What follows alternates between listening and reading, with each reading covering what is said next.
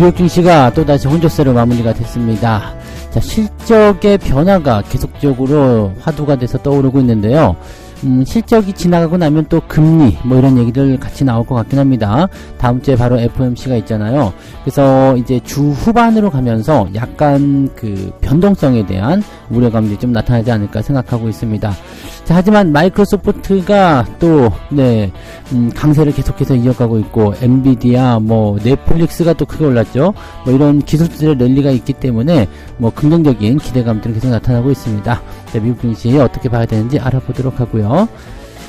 신저가 종목군들이 새해 들어서 속출하고 있다고 합니다. 물론 이제 신고가 종목들도 있습니다만, 신저가 종목들, 가슴이 철렁하는 소식이긴 한데, 신저가 종목들의 또 특징이 있다고 하죠. 이제 덩어리들이 이제 구분이 되어 있어요. 즉, 개별적 이슈로 올라간 것들은 신고가인데, 덩어리진 종목군들은 신저가로 떨어지고 있다. 어떤 종목들인지 같이 좀 알아보도록 하죠.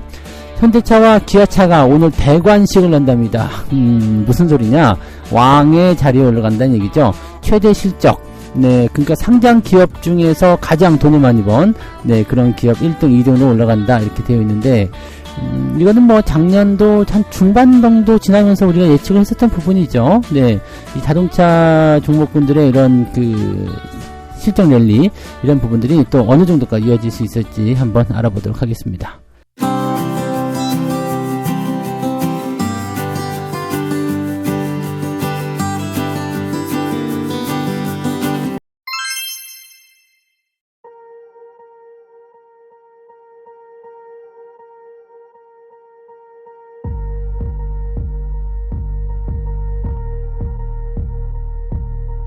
네, 반갑습니다. 자, 오늘은 1월 25일 목요일입니다. 시장이 계속 혼조 양상을 보여가지고요. 그것 좀 조금 쳐다보다가, 네, 지금 녹음 시간이 살짝 늦었는데, 이게 뭐 혼조 양상이 조금 분위기가 애매해졌어요. 그러니까 다우지수나 나스닥이 또는 S&P가 이렇게 계속적으로 상승 흐름을 보이고 있었다. 뭐 그거는 맞는 얘기죠. 근데 나스닥도 올랐어요. 올라서 마감됐고, S&P 같은 경우도 네, 나흘째 지금 상승세 이어가면서 최고치를 찍어주고 있는 상태인데, 그런데 뭔가 느낌이 조금 쎄한 그런 분위기가 좀 있습니다. 다우지수는 마이너스 0.26% 하락 마감했고요. 나스닥은 플러스 0.36 상승 마감을 했습니다. 근데 이게 그 오후 들어서면서 13시 들어서면서 하락폭이 쭉 하고 끌려 내려가고 있단 말이에요. 이렇게 끌려 내려가는 모습은 어떤 부담감이 있었느냐? 기업들의 실적 부담감, 그 다음에 이제 발표되는 GDP라든지 그 미국의 경제 지표도 오늘 저녁에 발표되거든요. 그러니까 요런 내용들이 살짝 경계심을 준다라고 표현이 되는 것 같아요. 주가 계속해서 신고가를 보이다 보니까 너무 올랐는데라는 인식도 좀 있는데, 아무래도 경제 지표의 어떤 부담감, 이런 것들이 생겨나기도 하고, 다음 주에 또 들어가면 또 바로 FOMC가 시작된단 말이죠. 그러니까 이런 것들이 조금 답답한데 부담스러운데 뭐 이런 식으로 얘기가 좀 나온 게 아닌가 생각이 들어요. 일단 오늘 초반부에 올라갔었던 부분들은 뭐 기술주의 랠리 뭐 이런 것들을 통해서 기대가 되는 모습이긴 합니다만, 후반부 들어서면서 약간 경계 심리가 같이 들어갔었다 보시면 되겠습니다. 오늘 장중에 뭐 AMD 뭐 이런 것들 미쳐서 날뛰고 있었죠. 엔비디아도 역시 마찬가지고요. 그래서 사실은 이제 이 기업들 쪽에서는 반도체 관련한 기업들의 상승세가 계속 지속될 것이다 라는 전망은 계속 볼 수 있습니다만, 네, 여전히 투자자들은 지금 강하게 오르는 것에 대해서 조금 부담감을 느끼고는 있다, 이 정도만 생각하시면 되겠죠. 내용 들어가 보도록 할게요. 기술 기업들의 실적 발표를 앞두고서 마이크로소프트의 시총이 한때 3조 달러를 넘어섰다는 소식도 나왔다. 3조 달러가 우리나라 돈으로 4천조 가까이 되더라고요. 3,992조인가요? 뭐 그 정도 되는 것 같은데 4천조 정도 되는 것. 이게 4천조면은요.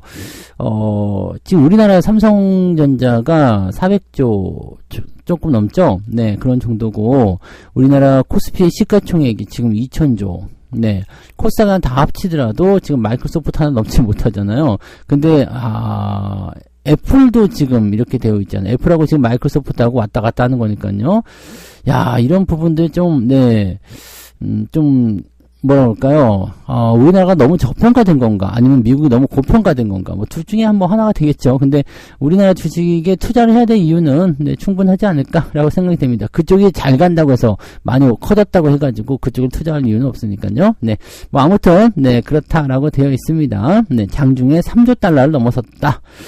넷플릭스의 실적이 긍정적으로 나오면서 투자 심리도 개선되었다. 넷플릭스가 많이 뛰었죠. 한 10% 넘게 상승했죠. 그래서 강하게 올라가는 모습이 좀 나타나서 이런 기대감들이 조금 있었고요.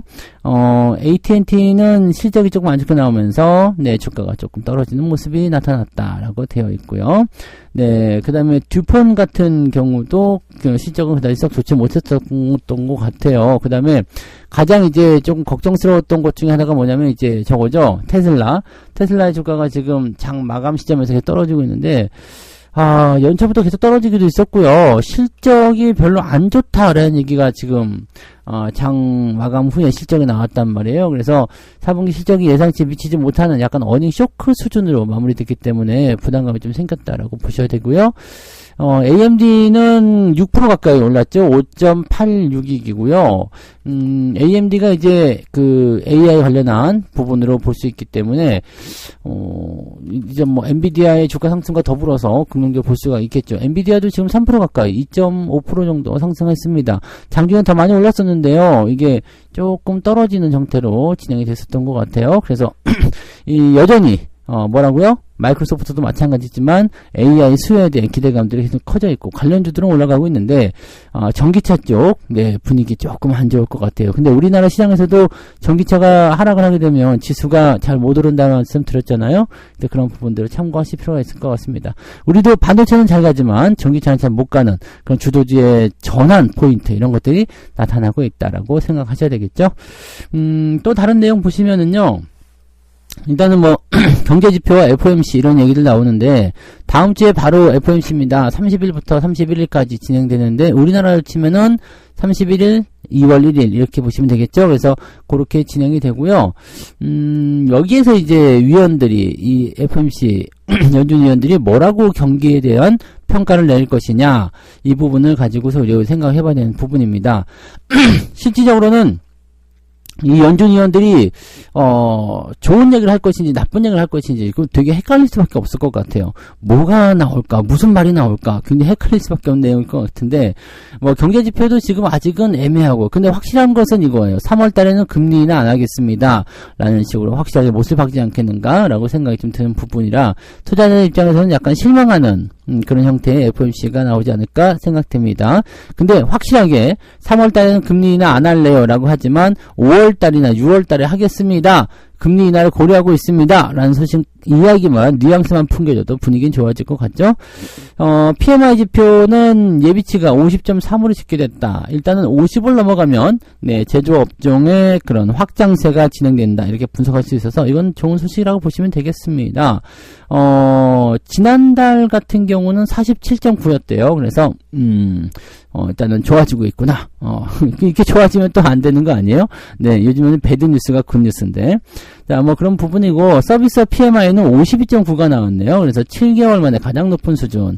이 서비스업 PMI, 이 구매관리자 지표가 좋아진다는 것은요, 미국 경기에게는 굉장히, 네, 좀 반가운 소식이라고 보시면 됩니다. 이 서비스업 관련한 부분들은, 좀 의미가 많이 있다고 보셔야 되겠죠. 그래서, 전체적으로 이제 제조업이나 서비스업이나 전체적으로 다 좋아지고 있구나 보시면 되겠습니다. 10년물 국채금리는 4베이시스 포인트 정도 올라서 4.18, 2년물은 2베이시스 포인트가량 올라서 4.38, 오, 이제 0.2 정도밖에 차이 안 나네요. 원래 그랬었나요? 0.2밖에 차이가 안 나는 것, 더 많이 났었던 것 같은데, 이제 뭐 금방 뒤집어질 수도 있겠네요. 이 장기 금리가 단기를 넘어서게 되면은요, 그다음부터는, 네, 아주 일이 쉬워집니다. 그래서 그런 부분들 좀 참고를 해볼 필요는 있겠고요. 3월의 금리 인하 가능성은 41%로 떨어집니다. 뚝 떨어져 있고요. 금리 동결 가능성은 58%에 달한다. 이렇게 되어 있네요. 국내 시장 오늘도 그다지 썩 훌륭할 것 같아 보이지 않습니다만, 반도체에 또 희망을 걸어야 되지 않을까 생각합니다. 근데 이 반도체는 뭐, 잘하고 있으니까 상관없는데, 전기차가 상당히 걱정스러운 그런 날이 될 것 같아요. 테슬라를 중심으로 해서 움직이는 부분이 있기 때문에. 그리고 요즘에는 이제 배터리 같은 부분들이 계속적으로 좀 진화하고 있는 그런 느낌이 좀 있어서 잘 따라올 수 있을런지에 대한 부분도 조금 문제이기도 하고요. 네, 아무튼 2차전지에 대한 그런 관심도가 많이 식고 있어가지고 관련 종목군들의 어떤 세대 교체가 네 본격적으로 일어나지 않겠는가라는 생각을 좀 해봐야 될 것 같긴 합니다. 그 부분을 참고하시고요. 자, 두 번째 이야기 넘어갈게요. 이것도 약간은 좀 이어지는 내용인 것 같아요. 1월달 약세장이 진행이 되면서 실제로 이제 이번 달에 보니까 5일 올라오고 지금까지 지나오면서요. 5일 올라오고 나머지는 다 하락했대요. 네, 그래서 참 많이 떨어졌다 이렇게 얘기가 좀 할 수 있어요. 1월달에는 1월 효과 기대감이 좀 있었는데 1월 2일날 띡 오르고는 연속적 하락을 그냥 크게 보여가지고 투자자들이 시급했었던 모습이 좀 있었던 것 같은데 신저가 종목이 굉장히 많이 나왔답니다. 신고가 종목보다도 3배나 많게 나왔다. 즉 올라간 종목도 있지만 내려간 종목의 숫자가 월등히 많았다라고 되어 있네요. 52주 신저가를 기록한 종목의 숫자는 147개로 집계가 됐고 같은 기간 52주 신고가를 기록한 종목은 50개 정도밖에 되지 않았다. 이렇게 되어 있습니다. 그래요. 신고가와 신저가 뭐 일단은 네, 또 서로 다른 반대말의 어떤 그런 의미이기 때문에 네, 내려간 거는 좀 나쁘다 생각할 수가 있는데 이게 올라간 것보다 3배가 더 많다 그러면 약세장의 요인이 거기 있구나 볼 수가 있겠죠. 자, 이 중에서 가장 많은 수량을 차지한 게 2차전지 대형주라고 합니다. LG에너지솔루션, 네, 52주 신저가예요. LG화학, SK 오늘 자회사로 둔 SK이노베이션, 삼성 SDI, 이 전부 다 52주 신저가가 나온 거죠. 포스코홀딩스도 지금 계속 떨어지고 있어서 얘도 52주 신저가가 나올 수 있을까라는 고민도 작작 들기도 하고요.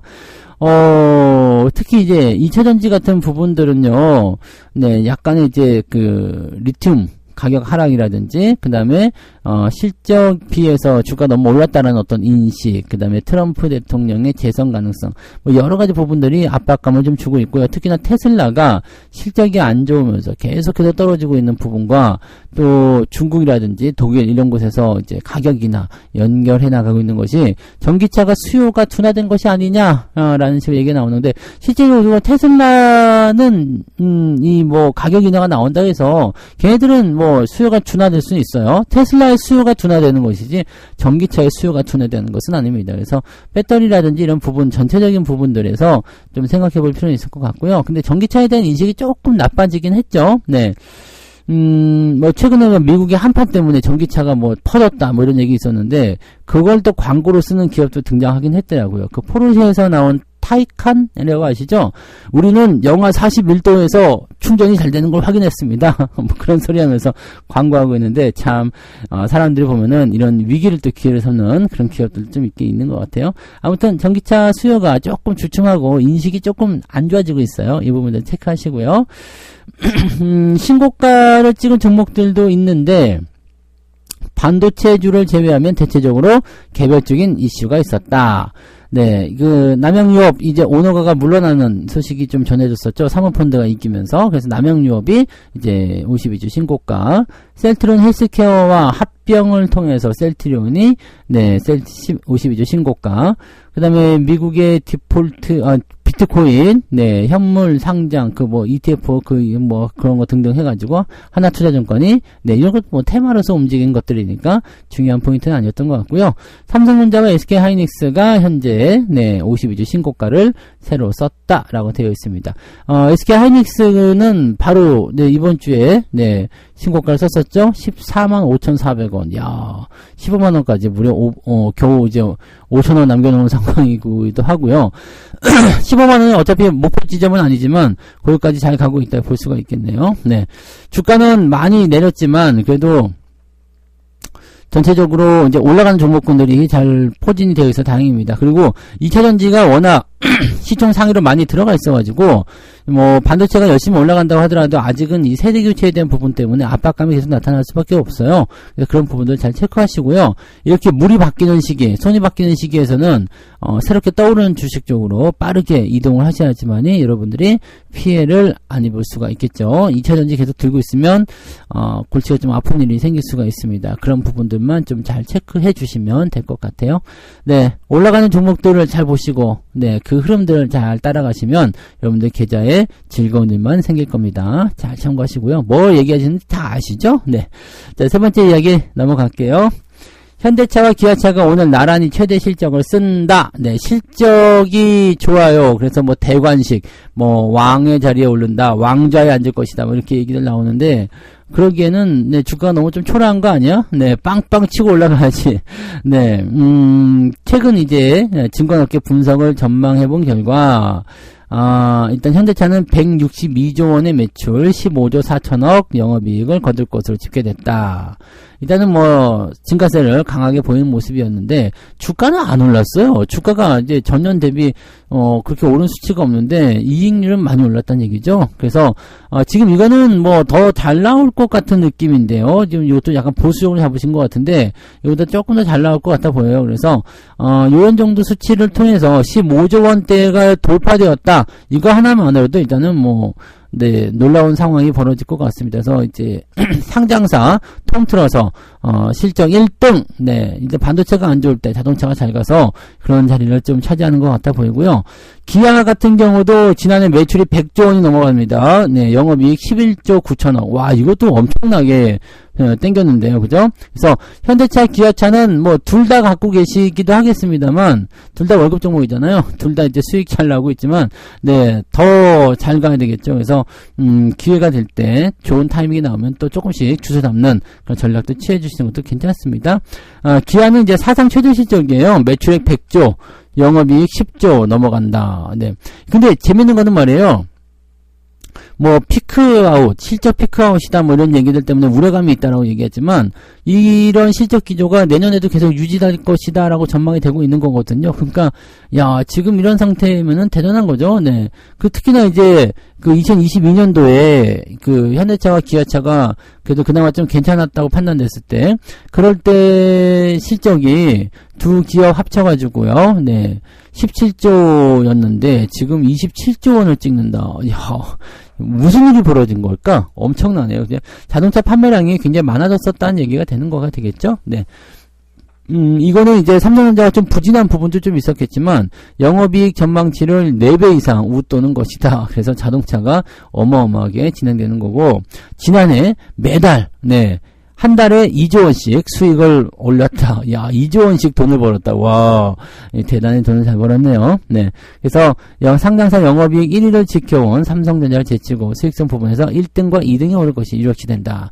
이거는 영업이익 이런 것들, 뭐 순이익 이런 것들 계산해 봐야 되지만, 네, 일단은 뭐 마케팅 비용이나 그 매출에서 들어가는 것들 다 빼고 이만큼 남았다는 거니까 대단한 거죠. 그리고 생각해 보세요. 매출이 이제 뭐 100조 원대인데 10조 원이 남았다는 것은요, 10% 남겨먹는다는 얘기죠. 마진은 10%면은 상당히 기업이 빠르게 성장하는 겁니다.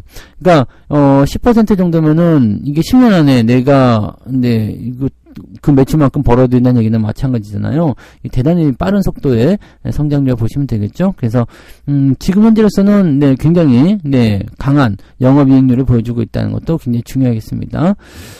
작년에 현대차와 기아의 글로벌 판매 대수가 730만 대였대요. 네, 그랬는데 지금 올해는 네, 둘이 합쳐가지고 네, 744만 대를 팔아먹겠다라고 얘기를 하고 있습니다. 그러니까 지난해보다도 네, 더 강한 네, 그런 판매량을 보여주겠다라고 되어 있죠.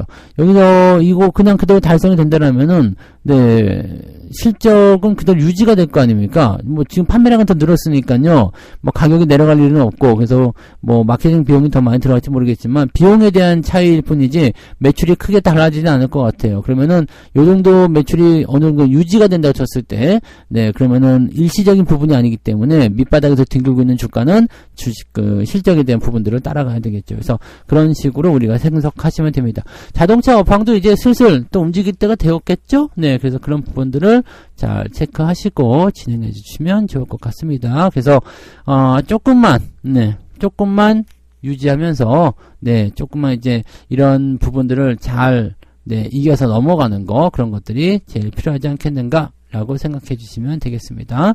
자동차 업종 전차 군단에 대해서는 사실 걱정거리가 없지 않겠습니까? 그죠? 네. 자, 그래서 오늘 이렇게 세 가지 이야기 전달해 드렸는데요.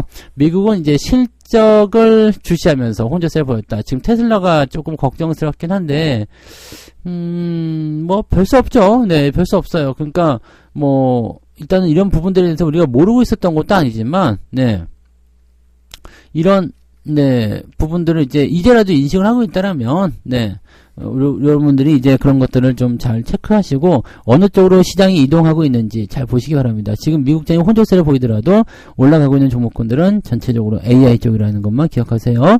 자, 속출하고 있는 신저가 종목들, 여기서도 마찬가지 2차전지 종목군들이 대거 하락세를 보이고 있지만 반도체 종목들 관련한 종목군들은 상승세를 보이고 있다는 걸 잘 참고하실 필요가 있겠죠. 자, 현대차, 기아차가 최대 실적을 찍어서 올리고 있는데, 왕좌에 오르는, 현대차, 기아차를 오늘 보게 되실 겁니다. 기가 막힌 포인트가 나타나겠죠. 근데 주가는 아직까지는 애매한 구간이긴 한데, 장기적으로 보게 되면, 어차피 주가는 가격을 따라가게 되어 있죠. 실적을 따라가게 되어 있습니다. 그래서, 내년도, 올해뿐만 아니라 내년도까지도 이제 이 실적 부분들이 더 좋게 긍정적으로 전망이 되고 있기 때문에요. 거기에 대한 부분들을 생각하신다면 주가가 올라가지 않고서 100일 수가 있겠습니까? 그죠? 네. 그렇게 생각하시면 자동차도 좋은 타이밍을 가지고 있다 보시면 되겠습니다. 자, 책 한 쪽 찍고 마무리하겠습니다. 201페이지 볼게요. 급등주나 테마주로 손실을 본 사람들은 복수라면서 다시 급등주를 매매한다. 운이 좋아서 수익이 날 수도 있겠지만 대부분은 더 큰 손실을 보게 된다. 그 방법이 통하지 않았다면 다른 방법을 써야 하는 것이다. 그러니까 내가 급등주를 매매해가지고 자꾸 손실이 나는데 그걸 자꾸 한다. 그거는 진짜 나쁜 거죠. 네, 이거 아니다 그러면 빠르게 다른 쪽으로 노선을 갈아타는 전략이 좀 필요하다는 이야기입니다. 그래서 여러분들이 이것저것 해보면서 다양한 경험을 하고 노하우를 축적하는 건 좋겠지만 실패한 노하우는 축적하시는 이유가 없습니다. 뭔 말인지 아시겠죠? 굳이 그래야 될 이유가 없거든요. 그러니까 그런 부분들 잘 체크하시고 대응들을 하시면 좋겠습니다. 자, 오늘도 여러분들 AI와 함께 반도체와 함께 성공 투자 이끌어내시기 바라고요. 좋은 성과 많이 올리시기 바랍니다. 저는 장중시황 때 다시 올게요. 고맙습니다. 본 방송에서 제공되는 모든 정보는 투자 판단의 참고 자료이며 투자의 최종 책임은 본 방송을 이용하는 본인에게 있습니다.